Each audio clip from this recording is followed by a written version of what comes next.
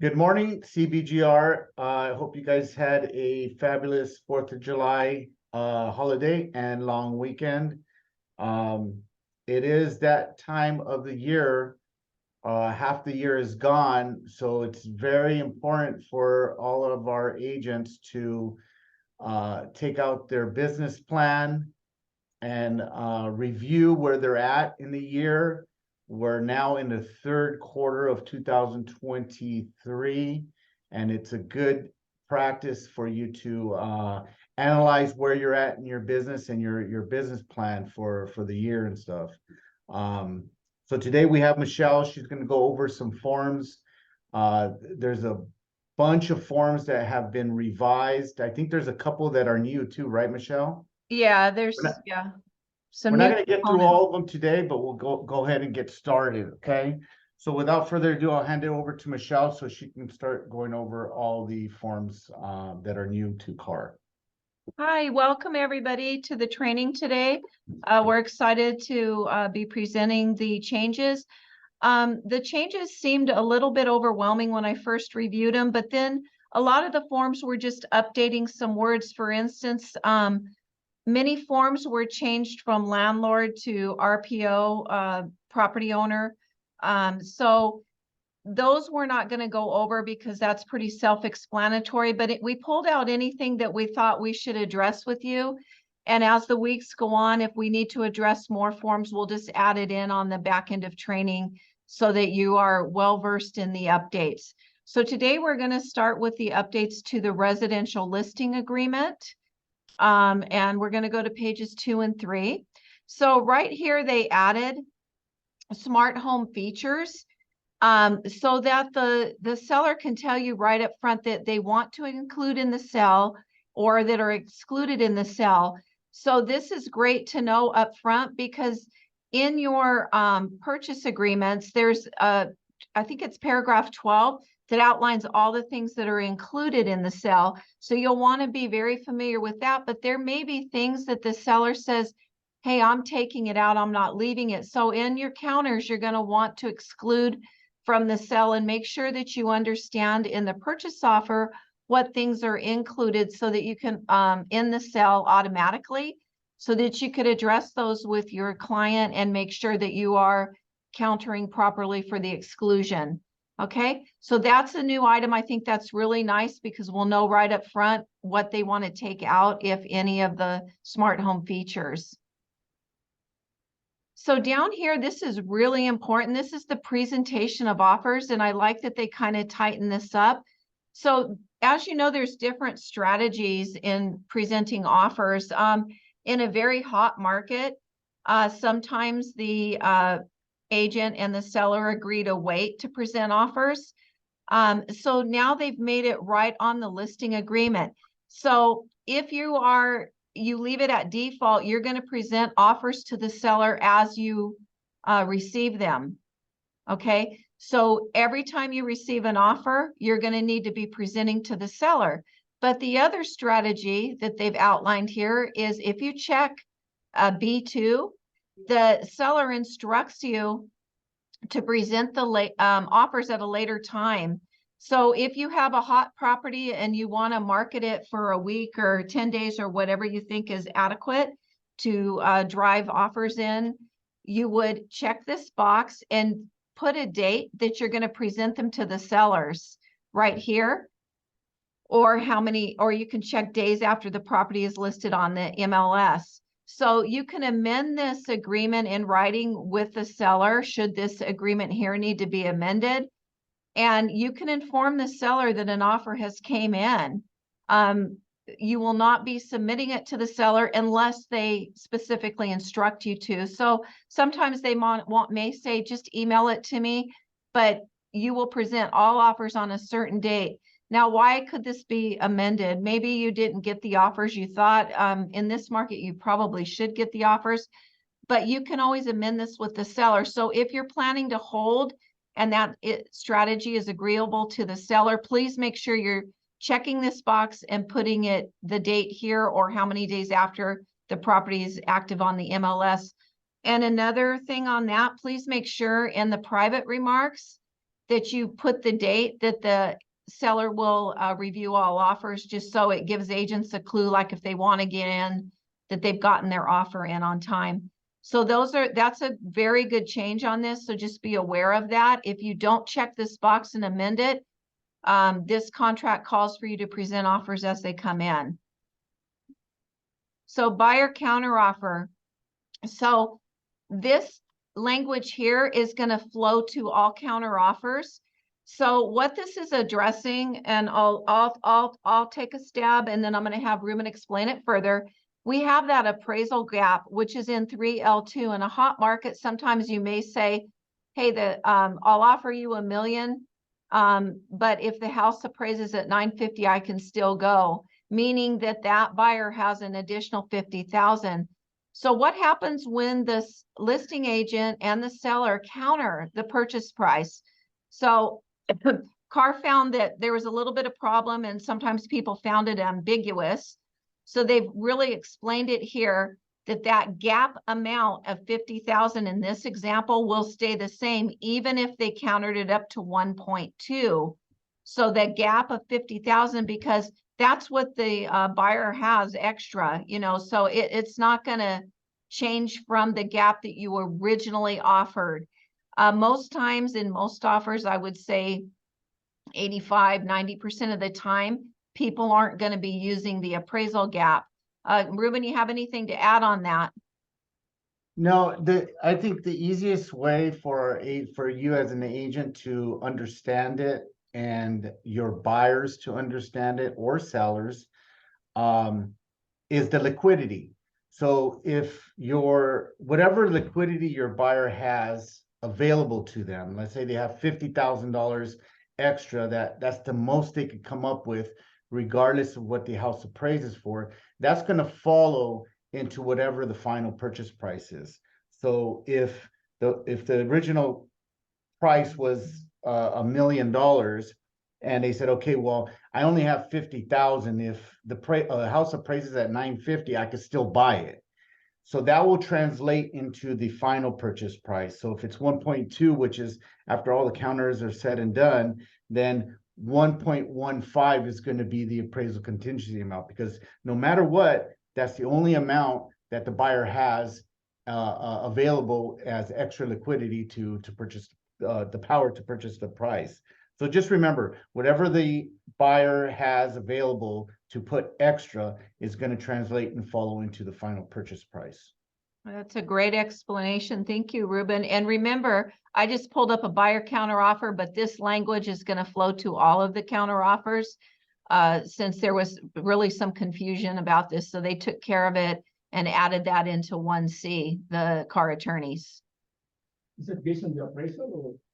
No, it's if you want to pay more for the house, if you don't think it's going to appraise, and you say, I got 50,000 extra, I'll pay extra if it doesn't appraise to make up the gap. But you have to structure that in your offer. So if you don't know how to do that, anybody, we can show you in a second where you would structure that. I do have the RPA up, so I can show you. So that's in 3L2. Okay, thank you. So real estate transfer disclosure statement, not a lot of changes, but a great change in my mind. So this red part is what they've added.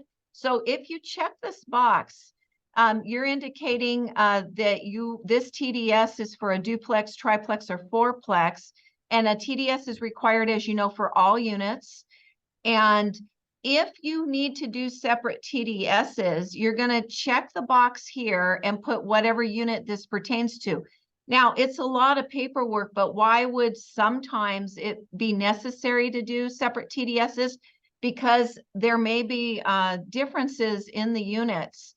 So if you look down here, there may be differences in what the subject property has. So to make it clean, if there's a lot of differences, you may want to do a separate TDS for each, or if there's you can mark it somehow. But to make it cleaner, the attorneys came up with this. So not only on the real estate transfer disclosure, they carried that over to the SPQ. So if there's mass differences in the information per unit, then you want to check this and put the unit number here. Okay, so if you are planning to do the separate, then you will, Not check it. yeah. So check that it is a duplex, triplex, or fourplex. Now, if this SPQ is for all units, if you check this, it's only going to pertain to the unit you insert here. The only reason you'd be doing that if there was big differences in the units themselves. So they want the information accurate, and if you need to do separate SPQ, TDS, they're advising you to do that with that checkbox. It also flows into the exempt seller disclosure, the same line here. Okay, so is there any questions on that before we move on? You can unmute yourself or put it in the chat box and we'll address them if you have any questions. Well, I could tell you the good news is that if the units are, identical or similar, well, now it's good for you agents because now you don't have to fill out 3 or 4 of them, just one. Yeah, that's correct. And all you need to do is check this box and let this go. But if you need to do separate, you just check here and put what unit number that pertains to. And remember, 1 to 4 units all will require this documentation. So the TOPA has changed tenant occupied property addendum, and I think it's a really good change for the best. So here they've added this language here. So the seller within 5 days, or you could put 10 days or whatever, whatever you deem necessary for your transaction, prior to close of escrow shall deliver to the buyer the known names of all adult occupants other than the seller. What does the seller mean? Those on title, residing in the property, or it's best if they could give it to you right away. Check the box, the following names of all known adult occupants other than seller. So it would be typed in here. That includes anybody not on title and adults even living there, like a family member not paying rent. You still need to fill this out. And the reason why is if something went sideways, you would need to know the occupant's name in there to take care of it. So and they've added number 4, pursuant to the agreement that the seller remains in possession after close of escrow, no tenant shall remain except. So what this means is the only people that would remain in possession are the on-title sellers, unless you put the exception names here of the adults, which is 18 plus. So I think this is a really good addition to this form because it's important to have the names of who the tenants are, non-paying or paying 18 and above. So that's a really nice change. Okay, residential units purchase addendum. This is an additional form. So when we use certain contracts, like the RPA, you can check a box and it has a mobile home addendum or things of that nature. So now they've made this addendum for use with a commercial purchase agreement or vacant land purchase agreement. And what this addendum does is it's outlining, sometimes you have a mixed use commercial, but it's primarily a commercial building. Maybe you have one unit that is a residential unit.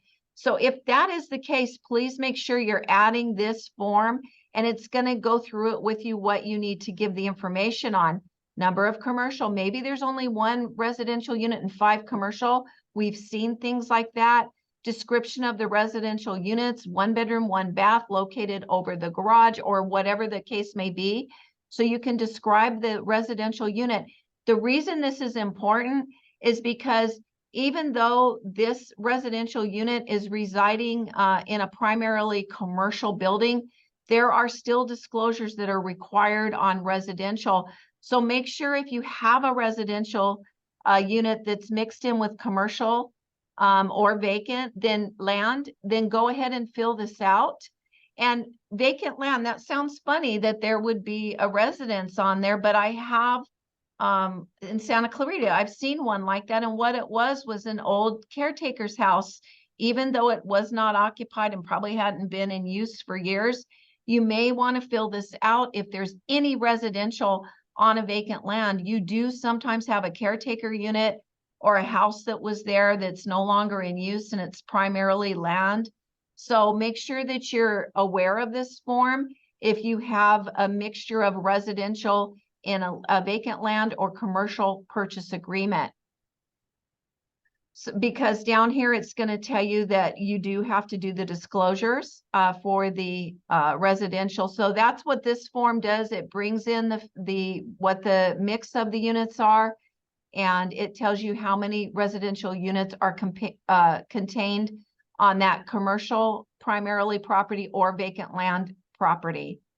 So this is a new form, and it's very useful and it's very helpful. So I encourage you to take a look at it. Is there any questions on that? This is for mixed property. Yes. Yes. So they've done a really nice thing for the contingency removal.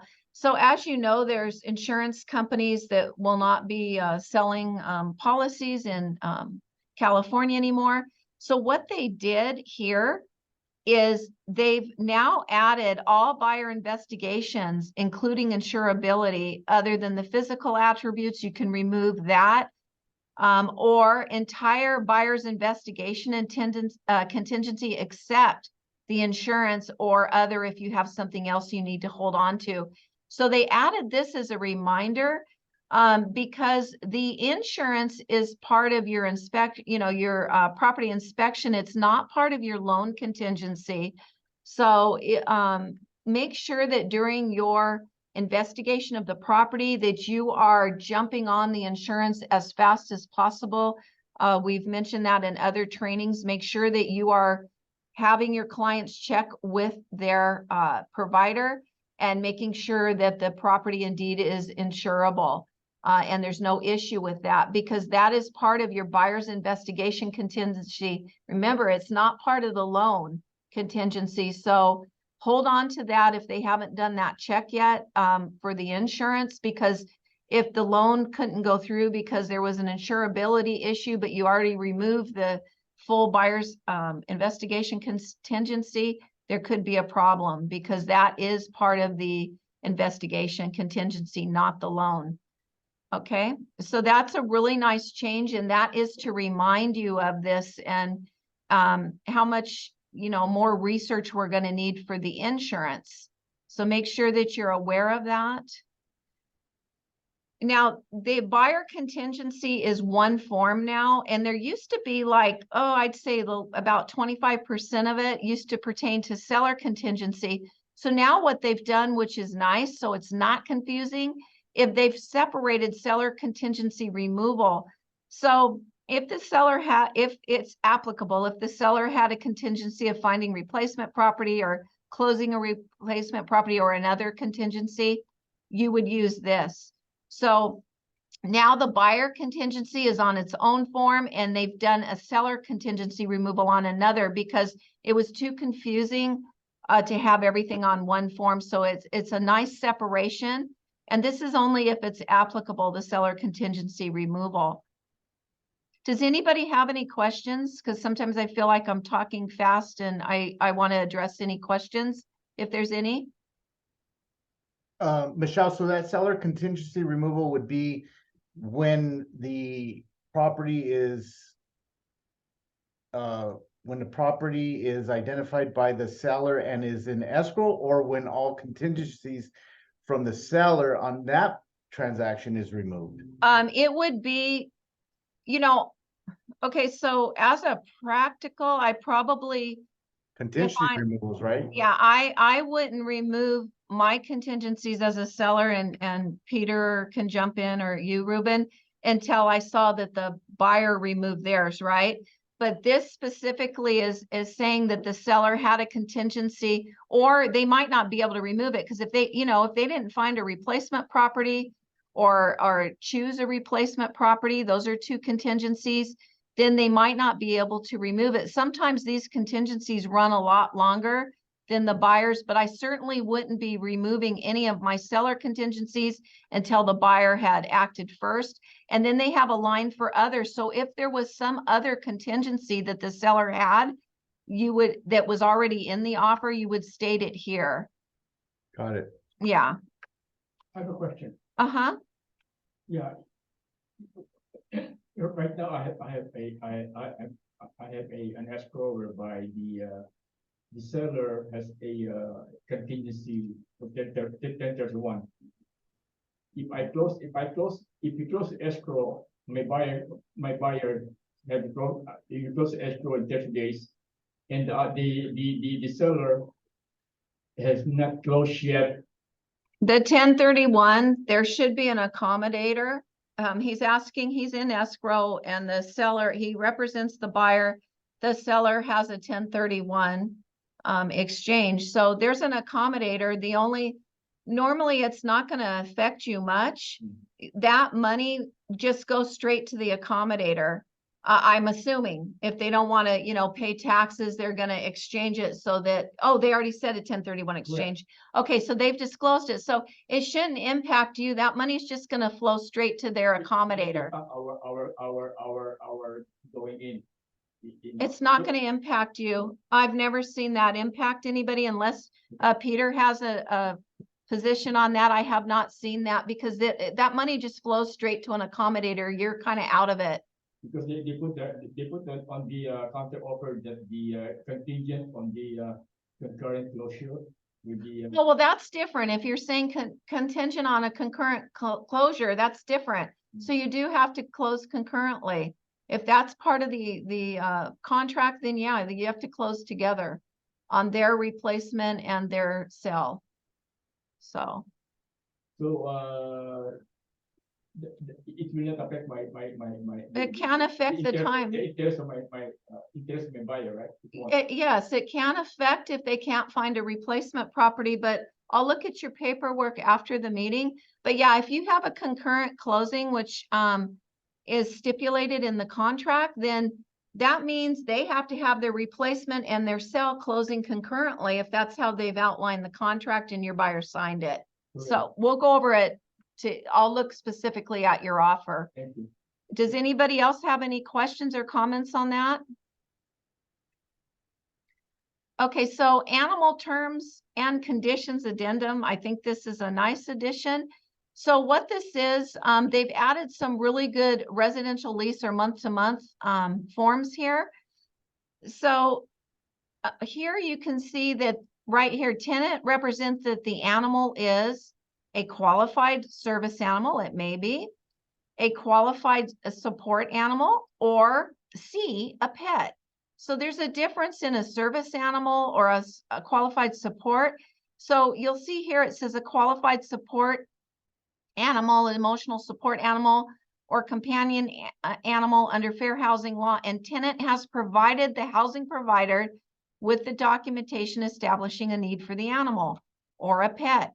So this is nice that they've added this. So when you have a residential lease and there is an animal included that you know about, fill this out and check the appropriate box as part of the lease. And then the tenant and the owner, the lessor, will go ahead and sign that. Are there any questions on that? If you're working for the lessor or the property owner, I would make sure that you're checking 12C, because you want to make sure that the tenant is carrying that renter's insurance, including the coverage of pet ownership. So make sure that if you're helping out a lessor, that this box is checked as well for further protection for them. Excuse me, Michelle, you said there is a service animal and a pet. And what was the other animal that you Okay, said? so there's a qualified support animal or emotional support animal or companion animal that falls under the fair housing laws. And then the tenant needs to provide the housing provider the documentation establishing the need for the animal. Okay. Okay, so there's 3 different categories here. So the rental property owner disclosure. So we have this owner disclosure, and it was huge, that just came out. And everybody was like, what are we doing with this? Oh, well, you know, it's just for the agent. So now, since there's been a lot of chatter about that, I would imagine, because I thought it was a little confusing too. Now, car attorneys have separated this. So there's an RPOD, RPOD, that is provided with a residential lease, and I'm not going to take a property management agreement because we don't do that here, but with a residential lease. So this RPOD is for the property owner to fill out, and it gives the tenant or lessee some more information and known material facts affecting the value or desirability of the premises. So it will give the tenant some information, not from us as the agents. You need to have the owner of the unit fill this out. So this is to be provided with a lease to the tenant, or you can provide it ahead of time. If there's another agent involved, you can let them provide it to their prospective tenant. Make sure that they agree with all this because they will need to sign. Now, they've split it out, as I've said. Rental property owner questionnaire is RPOQ. Just look here on the last words, not to be provided with a residential lease. So this is to be provided with a listing of a property. So just look right here when you don't get confused on the forms. Just look at these last ones. The other one says to be provided with a lease. This says not with a lease. So what this does is it just gives the agent information so that they know more about the property in case there's questions asked. It gives the agent more information. So now that they've separated it out, I think it makes a lot more sense. Instead of having this one giant disclosure that we were to keep in our file as our own information, now they've made a questionnaire for the tenant to be attached to the lease. Or if it were me, I would probably send it off a little bit early so they could be reviewing that, maybe with your draft lease. Any questions on that? Michelle, so this is not to be provided to the tenant, right? This is just Okay. solely Yeah. between the Yes. landlord and the listing agent. Right. This one, this RPOQ is to keep in your file. It's for the listing agents to know about the property, have further information. However, the attorneys created this and split off these questions. Now they have an owner disclosure that they want you to provide with a residential lease. So this is new. This is why I wanted to take our time. We have one that says right here that you're going to provide it with the lease. You have another one that is only for the agent information so they understand more about the property. So make sure when you're performing your lease and your disclosures that you have I think it's RPOD. What's the difference between the two? RPOD. What's The difference is, disclosure and questionnaires. well, there's different questions and there's some that you provide. The other one, maybe they're asking about low flush toilets, things like that. For yeah, right here about plumbing fixtures, if they've been compliant, things like that. That's for the agent to know. The other one is a disclosure to be provided to the tenant. So these are not for us to answer. These are for the property owner. Are there any other questions on that? Okay. So this is a residential lease or month-to-month rental agreement. And I wanted to pull up this page specifically, which is page 6. And right here, you're going to see that right in the residential lease or month-to-month rental agreement, they are referencing the RPOD as part of the disclosures. So it is even pulled into the lease document. So that is a required per the lease document. So just make sure that you're pulling in the RPOD. Yeah. Okay. Notice for buyer to perform. So they've added a little section here that you need to deliver this properly within the time that is permitted by the contract, which is usually 2 days. You know, you give them a 2-day notice to perform. So Notice to value to perform. yeah, so they've added just this language here to remind us that if we don't deliver that properly, that it could be void. Or you, like, let's say what would void it? You delivered it too early. So make sure that you understand the delivery of notices to perform. And it's just giving you a little paragraph here that make sure that you're properly notifying, and don't do it early. You know, and make sure it's within the time frame that you're allowed to notice them.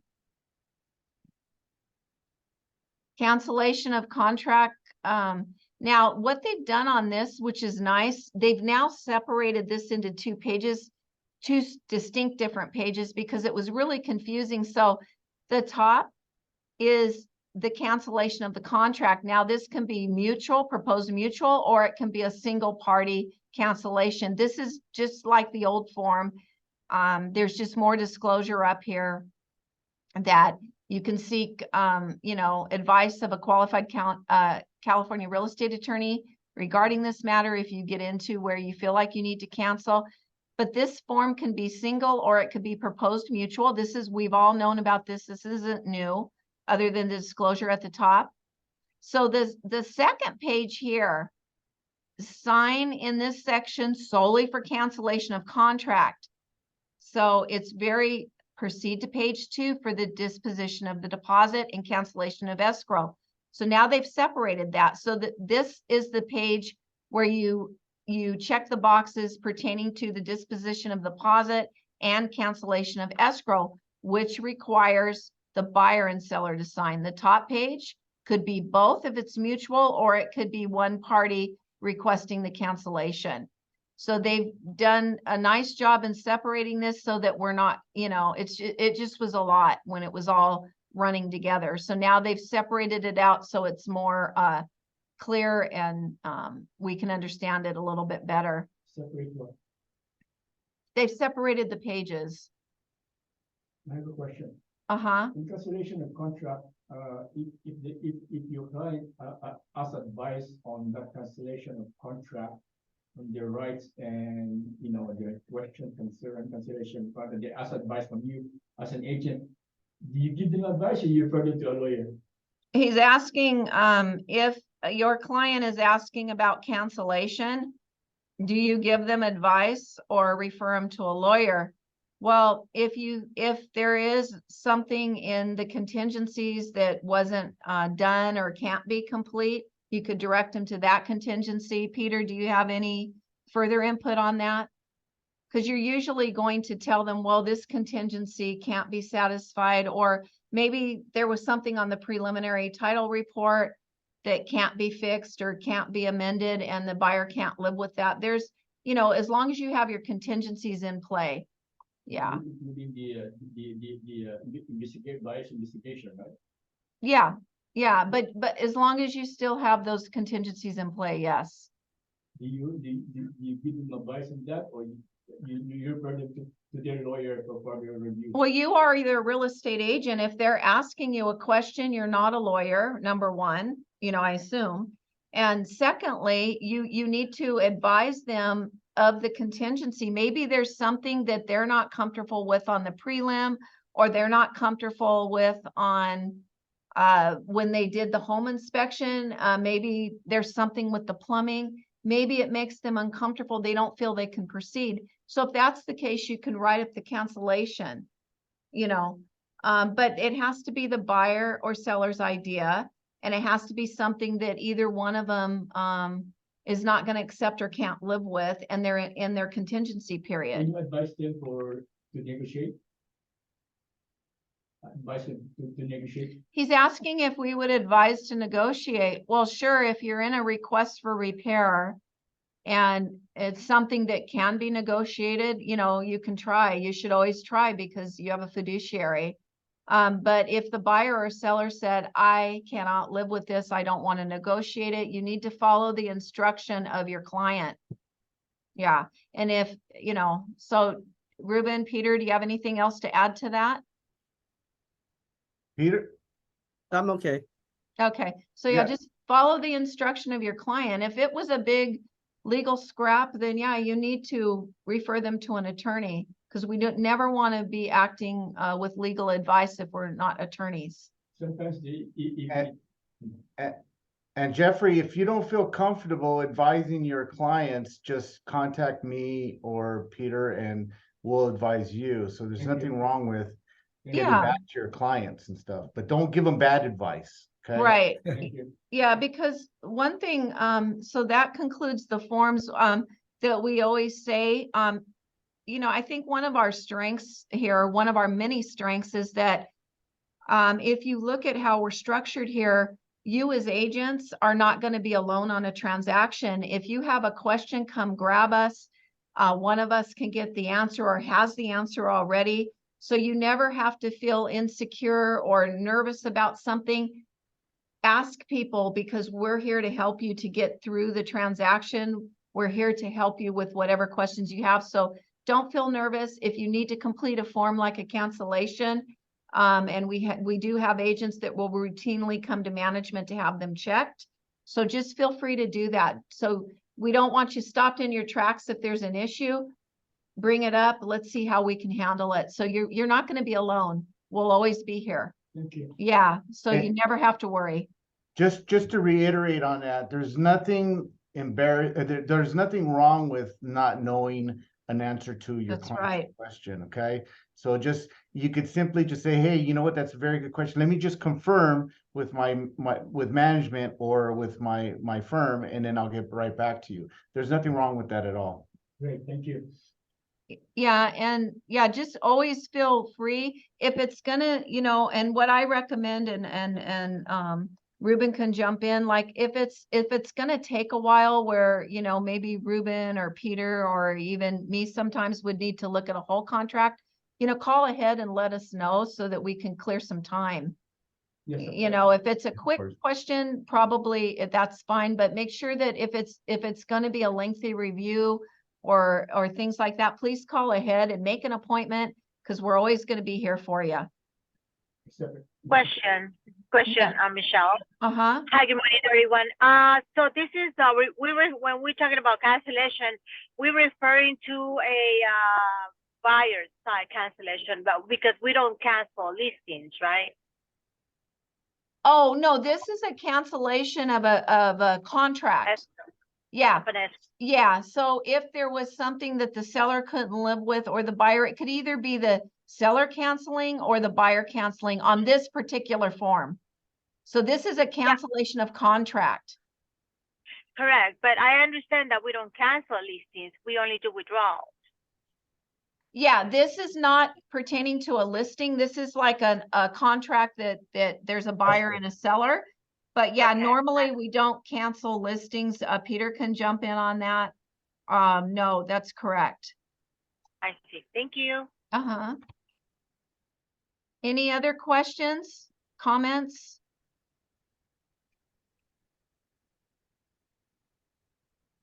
Okay, well, I'll turn it back over to Ruben. I'm gonna stop share. Now, Ruben. All right, well, thank you, Michelle. Uh-huh. There is a lot of forms and new forms and revised forms. Hang on one sec, I lost my screen. So don't get confused, don't get all flustered. It's a lot of the changes are just very minute. Mhm. So, but if you do have a question, just feel free to contact me or Michelle and stuff. They're always constantly changing this. It's very Yeah. frustrating and stuff. We're frustrated with it as well. So trust me, I can imagine how our agents feel. That being said, I'm gonna bring it, before I bring in our affiliates, I do want to bring up a couple of things. Peter had just negotiated a new training, commercial training for next month, starting August 2nd. Okay, it's going to be a 4-week training. It's going to be hosted by CBC Corporate, which is Josh Best. It's going to start August 2nd. I'm going to be finalizing. You guys probably already received an email from Peter. I'm going to be finalizing the digital flyer and sending it out today. If anybody has interest, you do have to RSVP for it to attend. So please email Peter. If you want to email me email me, that's fine too. I'm just going to forward it to Peter. But Peter's going to be gathering all the interested parties so we can RSVP to Josh for you to get that link to the sessions. It's going to be every Wednesday at 10 a.m. for the month of August. Actually, not the 30th. Peter, not the 30th, right?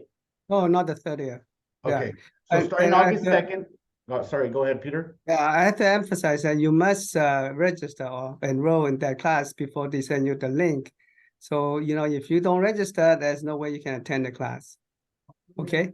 So you have to let me know that you want to attend, and then I can register you. All right, so I'll be, look out for that email a little bit later today, and if you're interested, please email Peter your interest, and he will put you on the RSVP list.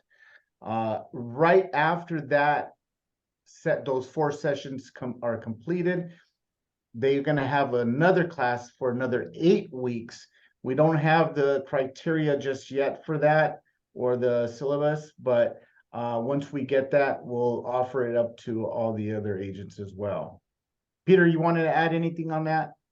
No, that's essentially it. After the first 4 session is for the introduction, and then the second and 8 week is for even the more in-depth training on that commercial real estate. So this is for commercial only, okay? Yeah, for commercial only, right?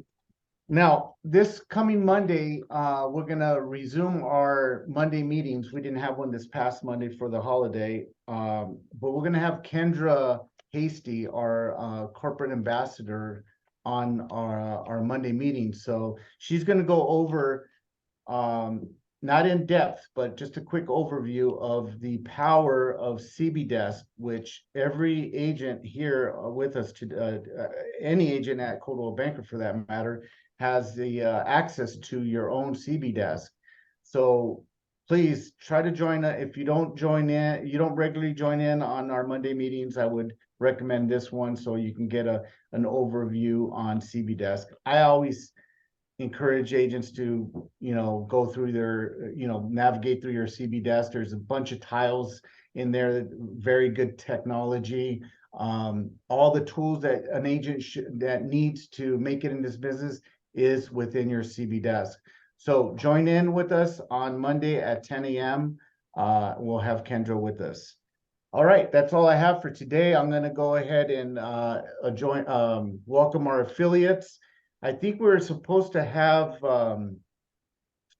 an affiliate speak today. I forgot who it was, but she's not with us today, so I'll just go ahead and go with Marie. Marie, good morning. You got to unmute yourself.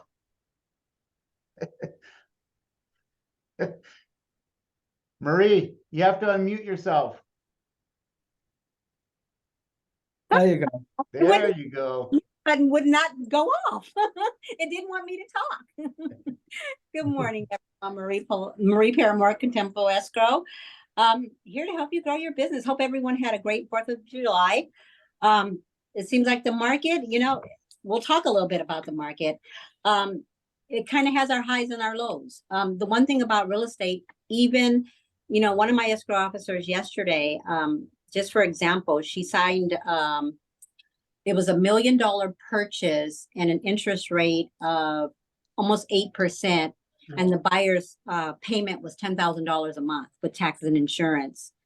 That buyer is still buying, guys. So people are buying. It's amazing that you would think anyone would buy with those kind of rules and regulations attached to it at 8%, because for us, it's almost, in our last 5 years, 6 years, that's almost unheard of.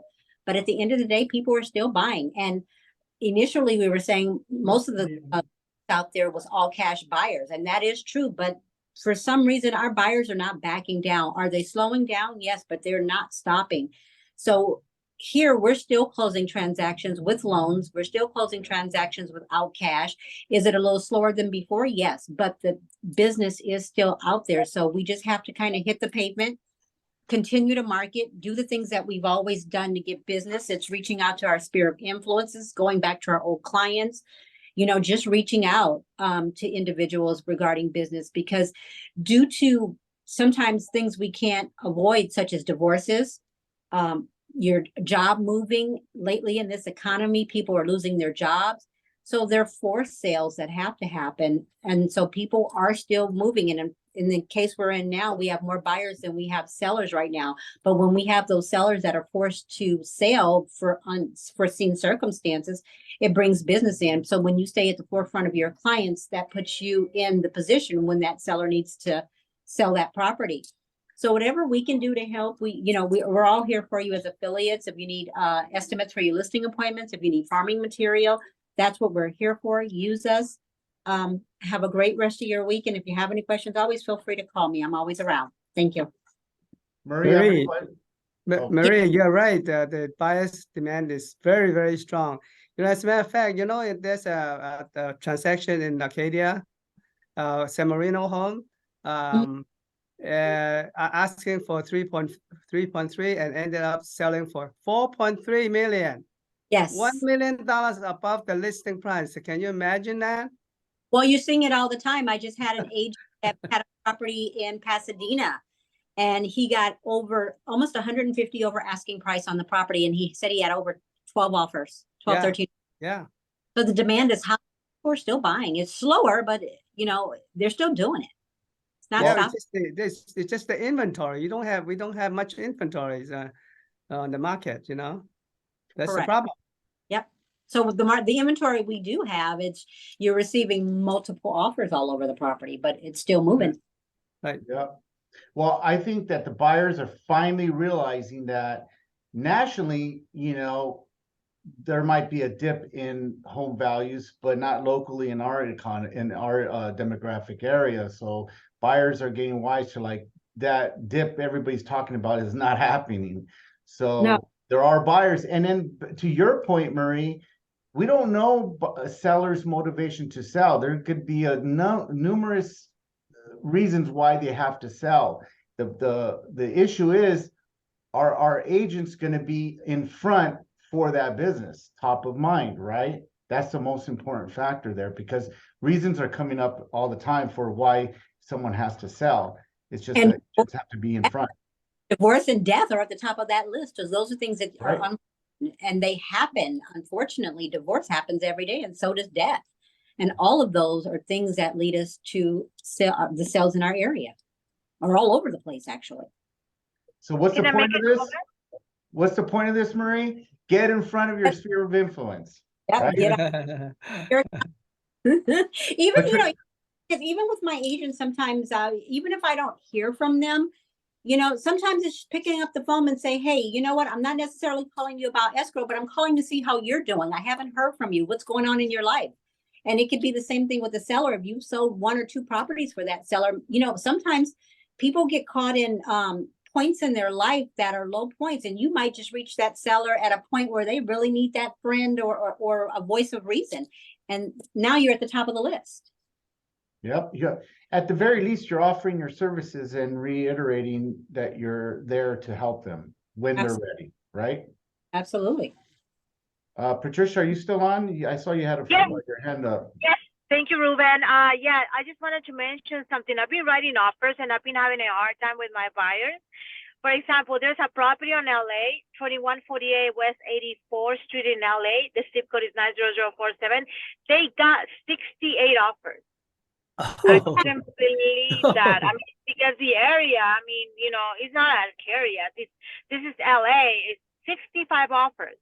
And then another property on 89th Street, 242 West 89th Street. The zip code is 90003. They got 35 offers.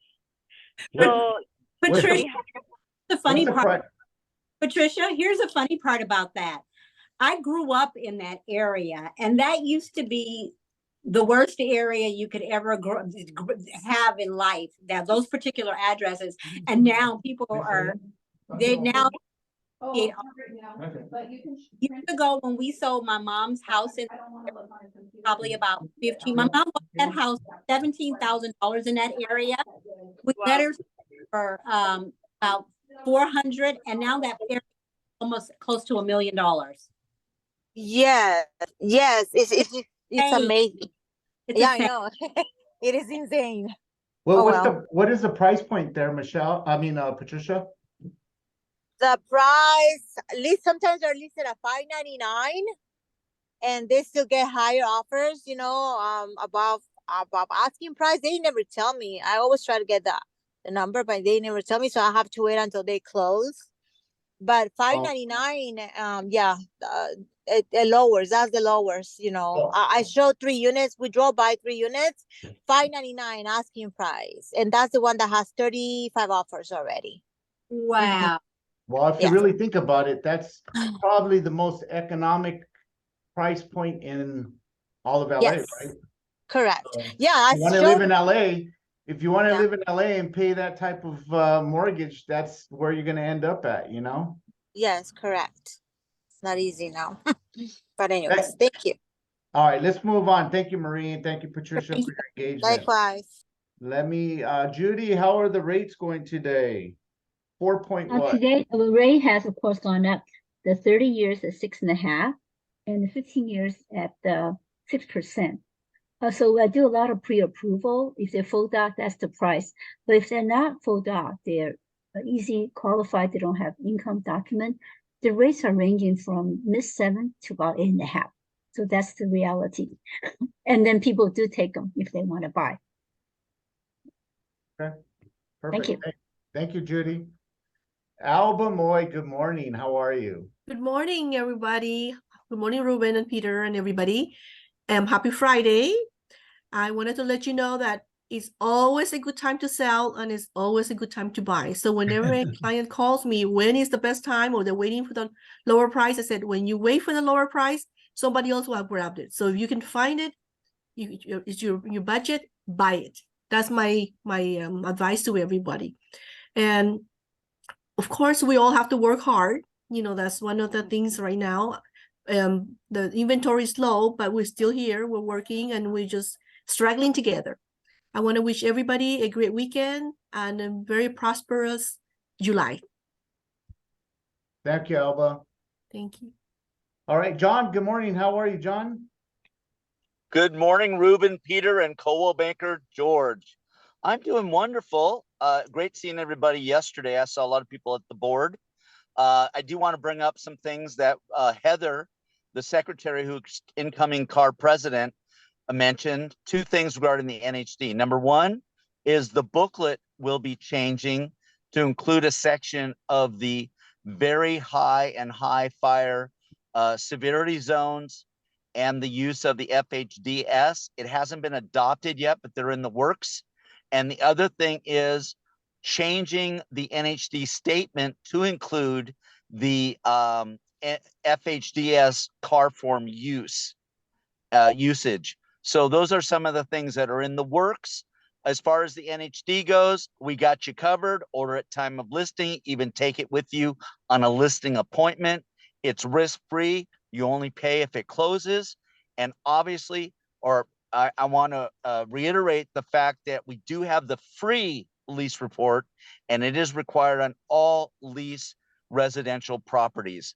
And it is a requirement since July of 2018. Do get it, and then it will help you complete your transaction. And you can check out the free property tax estimator right on the website to see whether or not a property you're looking at with your clients, if they can afford the supplemental taxes. And I'm here for you, 29 years in the business, to answer any question. And I will reiterate the fact that touching your sphere of influence on a daily basis will get you more business. And it is a tight market, but you can improve it in your realm and becoming the consultant for other services. They may not be ready right now, but maybe they need a cleanup. Maybe they need someone as a painter. If you know those people, you can be that person that's on their top of their mind to be used in a later date for a real estate transaction, because you were helpful and you were their consultant. My information is in the chat. Let's have a wonderful, unfortunately, it's getting hotter, July, and a great, productive month. Thank you. Thank you, John. Let's hand it over to Angie. Angie, I believe we have a lunch and learn with you next Wednesday, right? You tell us a little bit about that? Yes, we do. So it's going to be on how to navigate through this market by using hyper-focused marketing. So that's what we're going to kind of cover. We're going to go over Ignite RE, how that platform is going to help you benefit in your farming and all the different utilities that it can help you in terms of net sheets, pulling up your prelim, getting your plotted easements, all of that in one platform. So we're going to kind of go over that. And then we'll have a very informative session and a way for us to be very intimate and talk about things that how I can help you grow your business on the different resources that First American has to help you grow your business. So we're going to be having a lunch too. So we're going to feed you with food and with knowledge. So you'll be a happy camper once you're done with class. And this is going to be on Wednesday at, I believe it's at 1 o'clock, right? Is it 1? Yes. 1 p.m. So hopefully I'll see you guys there. It's next Wednesday. And it's open for everybody. So if Alba, you want to come by, please do, or Marie, it's welcome for you guys too. Thank you. Thank you. I believe you're gonna co-host that with Brandon as well, right? Yes. I was just with at a meeting with him right now. So I don't know if he's on right now because he might still be driving. But yes, he and I are going to be co-hosting it together. Perfect. That's next Wednesday, 1 p.m. live. Lunch will be provided. We'll also have that virtually available for those who cannot attend in person. All right. Well, that's all. That concludes our Friday training for today. If we'll hang tight, if anybody has any questions or want to share any topics or stories, feel free. If not, we will conclude this in about 5 minutes if nobody wants to, if nobody has any further questions. Michelle, you can go ahead and stop recording if you can. Okay. Have a great weekend, everybody. See you You next too, time. John. See You you. too, Bye-bye. Bye. See you next week. See you next Bye. week.